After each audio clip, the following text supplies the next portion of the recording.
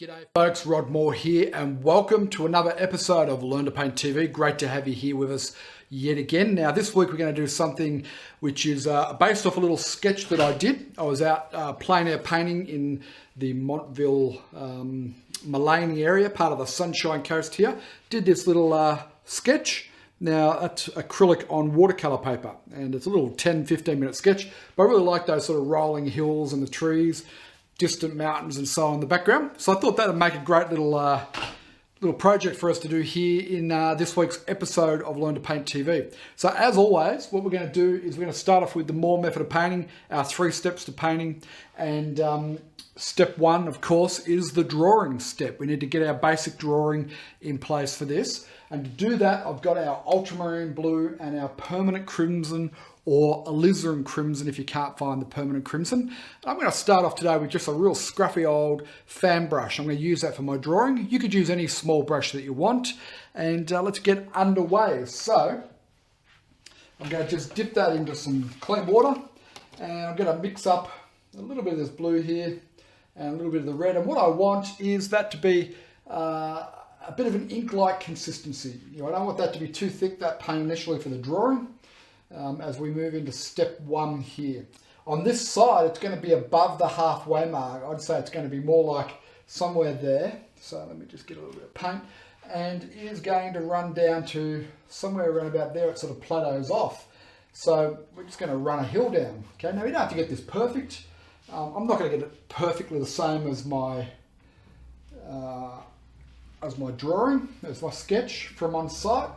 And I don't want to necessarily, okay? I just want to get a representation of how I'm feeling today about it. So I'm going to have a row of trees there. And just over the hill, there's another little group of trees there. Now, look, I'm not trying to paint the trees there, am I? All I'm doing is just making an indication. And we're going to do this fairly loose. We're not going to fuss, right? The problem that I find that many beginners have, they get too caught up in trying to paint trees. Utilising a tree in a landscape as a bit of an object of interest. I'm going to pop another little hill there, and this one's going to have a few trees scattered along there. See how I'm doing that nice and loose, a little bit carefree. I don't want to fuss. I'll pop another couple of trees just there.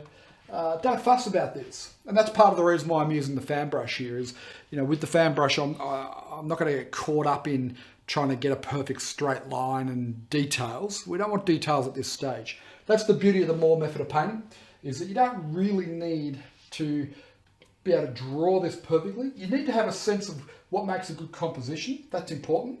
And we teach you that through the Learn to Paint Academy and through the TV show here. And you will learn what makes a good composition. Probably one of the main reasons why so many people have had success learning to paint at the Learn to Paint Academy. Let me just pop a few trees in here. So we'll just get a few shapes in here. It's good to have some nice darks here in the foreground because it makes the eye move around the darks and into the painting itself.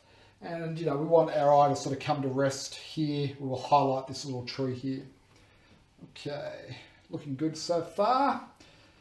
And you can see I've got that paint up on my mixing board here. It's fairly loose. In other words, I've got quite a bit of water in there to keep it fairly pliable because we don't want heavy, thick paint at this stage. Okay, let's get some more trees in here. They're going to get a bit bigger as they come a bit closer to us. I think what it needs is another tree just here to stop the eye shooting out along that line. So we'll just get a little bit more paint there. And let's just bring that one down over the line of that hill rather than sitting it on top of that hill. Okay, we'll just pop that there like so. And that's a blocker, it stops the eye from coming up here and then down that hill and out the painting, which you can do with foreground paintings or the foreground shapes there.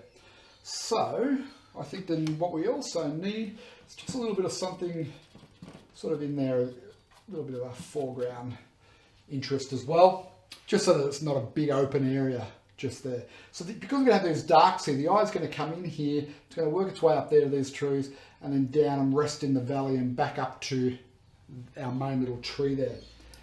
So That's step one, the Moore method. Pretty simple. If you have a think about it, we've got one big shape is this hillside here. Yeah? We've got another one here, and we've got another one here. So 3 big shapes. We've got this row of trees here, that's 4 big shapes. And then this here is big shape number 5. The sky becomes a big shape. We didn't have to paint it though. So that's the beauty of the way we go about things here. We've got our sky in already, and we're ready to move on to step number 2. Okay, let's get stuck in and do step number 2. Going to take a great big chunky flat brush here. It's a bristle hair one. It's an old scruffy brush. You can see it's been used 100 times. Don't fuss with your brushes too much.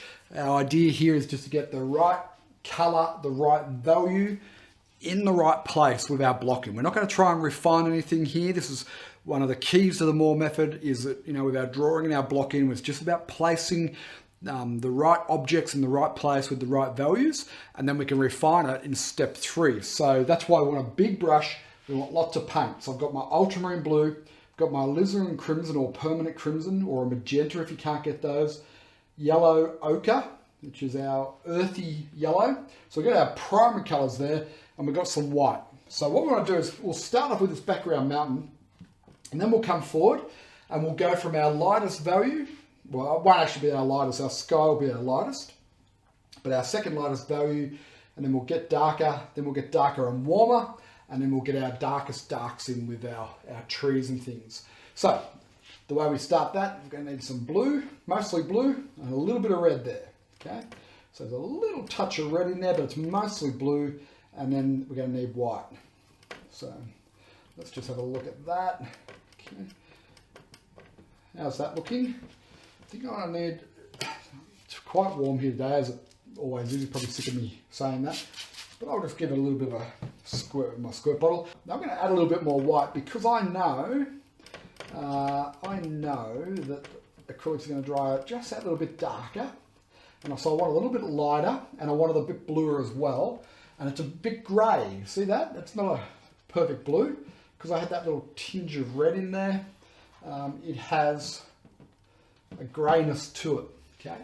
Now notice how I've applied the paint. I'm just dragging the brush. I'm not fussing. I'm holding the brush at the back of the handle there, and I don't want to create a perfectly neat line, because this is nature. We're not painting man-made geometrical shapes. We are painting nature, and nature is random generally. I mean, there's an order to everything in nature, but if you're looking at a mountain from a distance, I can guarantee you it's not going to have a perfect straight line.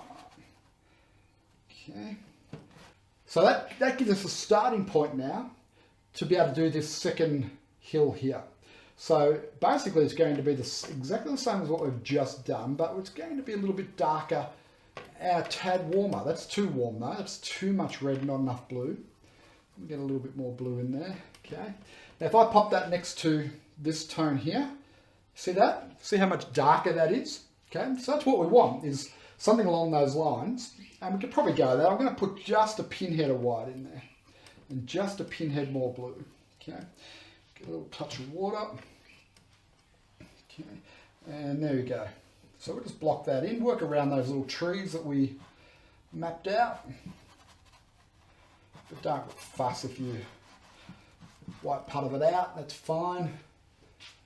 So a little bit more of that mountain that comes up into there.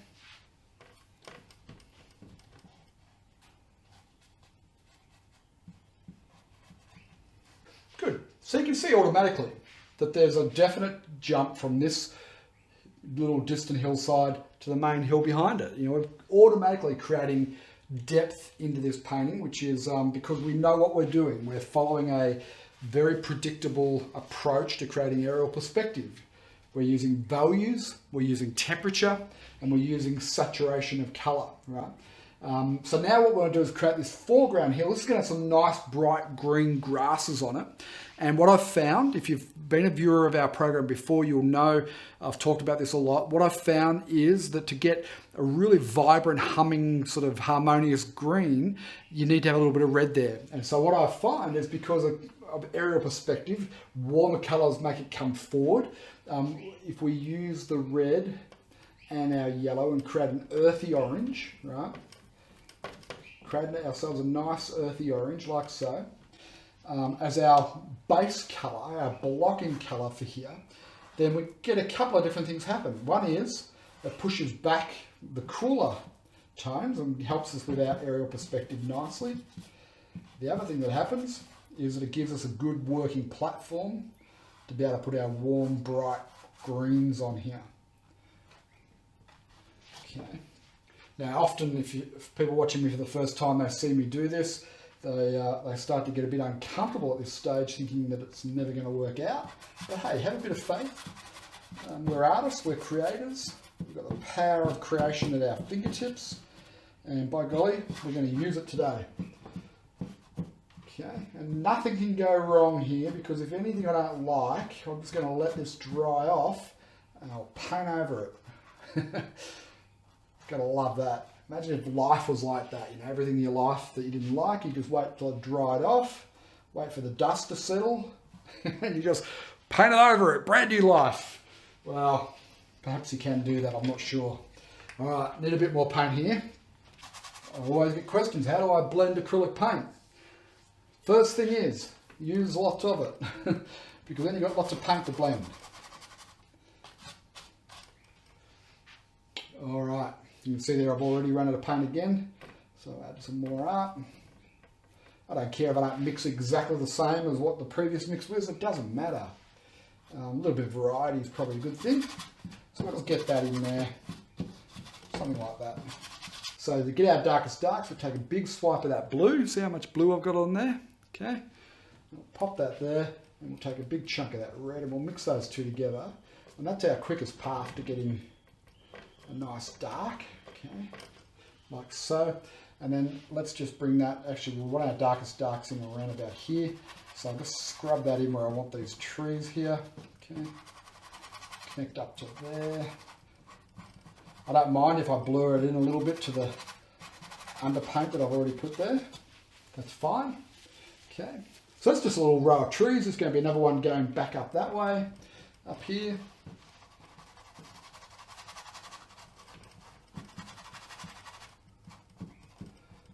And don't try and paint trees, just paint shapes. That sounds so weird to people, you know, when they come to my workshops and they've been struggling to paint because they've been preoccupied with trying to paint things literally, and I show them my sort of looser style based around painting shapes and values and temperature, and it freaks some people out, which is fine, until they try it. If they give it a genuine go, then they quickly realise that this approach is the best, which is why you know, I've taught 25,000 students and got fantastic results. You can create some amazing tree-like effects just by how you use the brush. I'm just load it with paint and just give it a bit of a squiggle and a bit of a drag down. Let the canvas pull the paint off, and you can see I've got tree-like edges rather than a lollipop, round circle with a stick coming out. It's the way most beginners paint trees, and I did that as well. But look at the way these trees are coming out. They look absolutely as you'd see them in nature. Okay, I'm going to add a little bit more blue there now. And this tree here, I just want it slightly bluer, because it's just sitting back a little bit further back than those ones there. I think we've got a tree there, so I'll add a little bit more blue again. That one could be sort of over the edge of the hillside there. Okay, so I'll just pop that there. Nice, it's looking good. It's looking good. Now we've got these distant trees. So these are going to be more blue, a little touch of white. They need to be darker than the mountain that we've painted. Okay, but not much darker. I've got a bit of white in there, so I'll get rid of that. Let me just get a little bit of moisture in the sky, a little bit on the palette. Just because that area is a big area and we want to get our paint down as best we can, and I'm pretty confident that a bit of water will help us with that. Now we want this to be a nice light value. Let's add a little bit more blue in it. Okay, and I'm not going to try and paint anything special in the sky. I'm just going to get some paint down basically. Maybe we'll put a bit of colour in there. Okay. Okay, just move that paint around. I've got a fair bit of paint in the brush here. I'll take a little bit of paper towel and just pull some of that out, but not completely out. And I need a little touch of yellow ochre.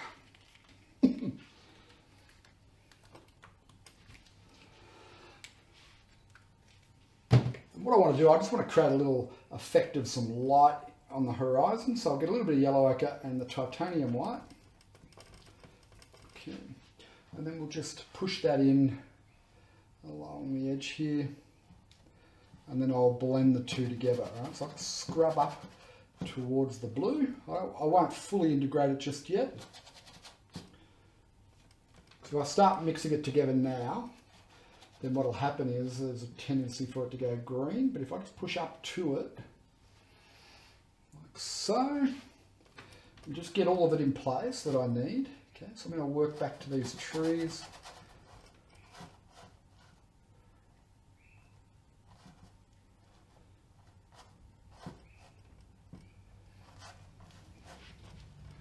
Okay, this is going to work beautifully.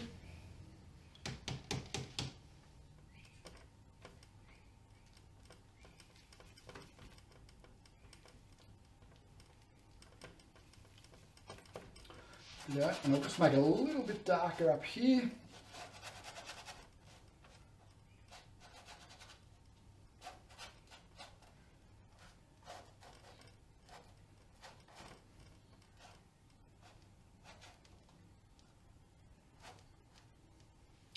Okay, so now that I've got my two different areas here, what I'm going to do is just blend them. So I'm going to take my squirt bottle and just around that line there, squirt the sky, pull out whatever paint's in the brush.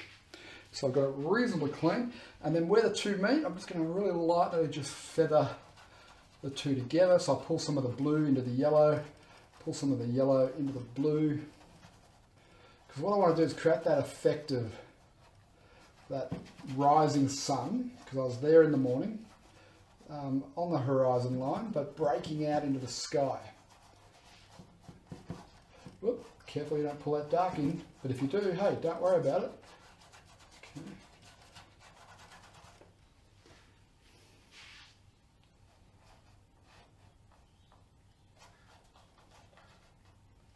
That brings us to the end of step 2, our blocking phase of the Moore method of painting. We need to let this dry. It's going to take half an hour to an hour.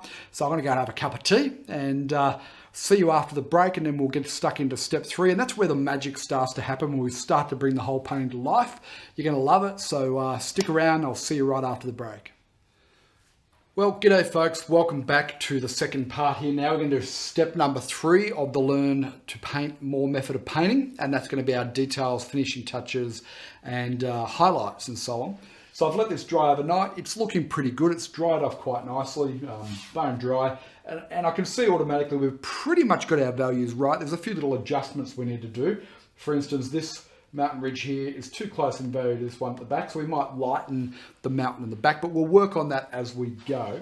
What I think we'll do though is we'll start off and really get a sense of this painting by putting in some warmer greens into our foreground hillside, the grasses as it rolls down the hill.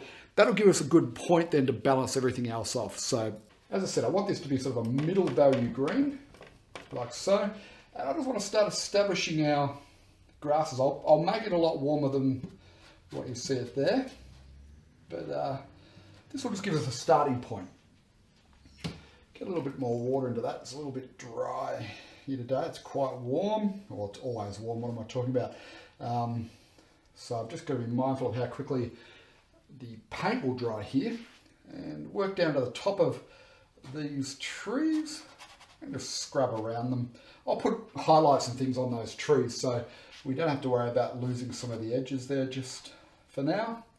Now, why do they go a little bit bluer? Because as it rolls down the hill, I don't want it to be as warm. I want it to, or as bright. I want it to cool down a little bit. So a little bit more blue in there will just help that green come back a little. Okay, and notice that I'm painting it in such a way that that orange earth tone that we put on there, that's still glowing through. take another swipe of that yellow, cad yellow, mix it into what we've been doing. Now that's too bright, so I'll put a touch of blue in there, okay, and a touch of that red. Touch more blue. Okay, there we go. So we've got a green happening, but it's a warmer green than the green we had, and I'll just clip that along through here. Not everywhere, but just in a few places there, right? We're going to go back in distance, so we need to get some white in there, and we need to cool it down with blue. Okay, so let's get some more blue in there. So this is not, and a little bit of red to grey it. So this is not going to be a punchy green like we've got in the foreground. Let's just test that. There you go. So it's a bit more muted, that green, right? That's not bad. It's a little bit bright. Maybe. Let's get a bit more blue. We'll just test it with a bit more blue in there. And a little pinhead more red. Okay.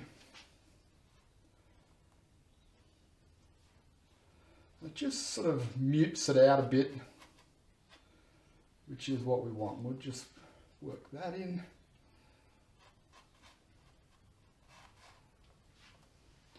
And that's good, you know. See, it's still green grass on a hill, but it's in the distance, and you can see that it's grayer and it's a lighter value, okay, which is why we put together our colour mixing course. It's such an important course for everyone because those little details really do help. So now look, that's looking good. And really a little bit of highlight on some of the trees, a little bit of work in those trees. And this painting is pretty much finished, right? Now we're going to choose which trees we're going to highlight and so on. And I think this is going to be our main tree. I'll make that our warmest, but we'll do a little bit of highlights in through here, a little bit of some of these, and we'll just fill out the body of those trees a little bit more as well. So what we're going to need is a special tree painting brush. One that looks like this, right? Same as every other brush that we use here. Just a crusty old hog hair brush like that. So I'm going to get some yellow ochre here. Some of this alizarin crimson, some cad yellow. Look at that. Well, that's a bit fiery, isn't it? I'll get a bit of blue into that. There we go. That's a bit more, it's gone back to a little bit of a green, kind of a bit more acceptable. And let's just clip it in here. Okay, now I'm not trying to paint trees here, I'm just getting some warm shapes in. Okay, just getting in some highlighty sort of warm shapes. I'll get a little bit more cad yellow into that. And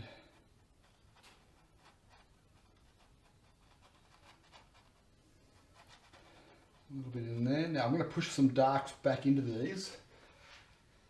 So don't worry if they're looking a bit warm at the moment. Okay. But that really sets the tone, doesn't it? Like we've got this glowing light. The light's setting over here and it's pushing light back through there, and there's light hitting the clouds in the sky. Pull some of that brush out. The reason why I pull a paint out like that against the board or a bit of paper towel, I don't want that clugging up with paint when I'm going to come in here to these smaller ones, and just if you've got too much paint on the brush, then it's going to come off in a clump onto your canvas. Now these ones in the distance, just a really soft touch like so. Okay, now what I am going to do, I'm going to come back and I'm going to push shadows back into these with a smaller brush, back into the highlights I've already done. So I'll go to a slightly smaller brush, a medium. We'll come in here and we'll pick up our blue. We'll pop that there. We'll pick up our permanent crimson. Okay. We'll get a little bit of yellow ochre in there. And I've got a little bit of paint there. So you can see that, how much I've got on the brush there. Okay. And I'm just going to find a few spots in here just to push it in, and I'm going to sort of merge it into the highlighted area, but just so that I don't have big clumps of highlight in there. It's going to give us a bit more volume in these trees. Got a bit too much down there. That's better. That's looking good. Okay, it gets exciting when it starts to work for you. Look at that. Now push that dark back in there. stop that highlight becoming too dominant, but just integrating the two colours together. Did you see that? I hope you picked up on that. Okay. All I've done is just push the dark back up into the highlighted tone.